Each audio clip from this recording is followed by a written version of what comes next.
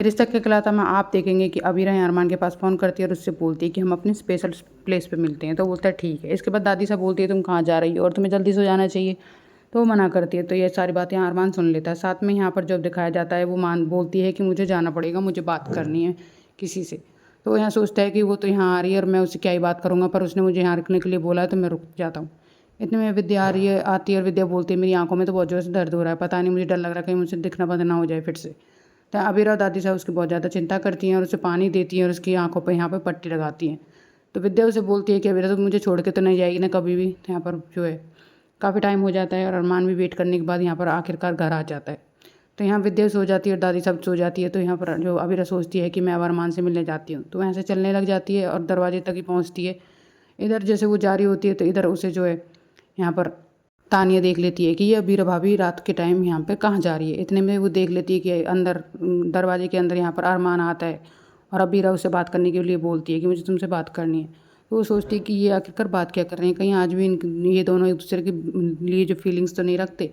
तो यहाँ बात करने को जो होती है अबीरा जो उस बात को पूछना चाहती है कि तुमने मुझसे आखिरकार वो वर्ड क्यों बोले थे।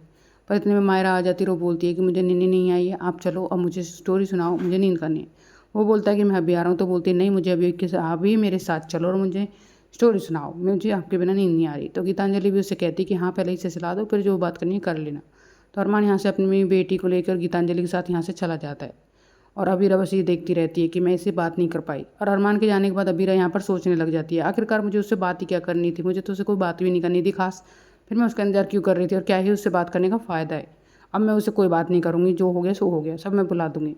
अब यहाँ सुबह हो जाती है जहाँ पर यहाँ जो है अब अंशुमन भी उठता है और वो उस पर जो नशा उतर जाता है। तो वो यहाँ सोचता है, दरवाज़ा बजता है और अबीर अंदर आता है। तो बोलता है कि तुमने ज़्यादा पी ली थी। तो यहाँ अंशुमन बोलता है कि मैं पीता तो नहीं हूँ। तो बोल देता है कि कृष्ण ने तुम्हें थोड़ा सा जूस में ड्रिंक मिला के पिला दिया था, बस उसी वजह से तुम्हें ये सब कुछ हुआ है। तो बोलता है कि हाँ शायद तो कुछ ज़्यादा ही हो गया। तो वो यहाँ पर एक पिल्स दे के जाता है और बोलता है कि सारा नशा उतर जाएगा। यहाँ दादी सा आती है कुछ यहाँ पर तैयारियों के साथ और बोलती है कि चलो आज जो है मेहंदी और हल्दी है होनी है, तो उसकी तैयारियों में लग जाते हैं। तो बोलता है कि मेरा सर भारी हो रहा है दादी साहब, मैं करूँगा ये सब कुछ पर थोड़ा टाइम मुझे रेस्ट के लिए दे दीजिए।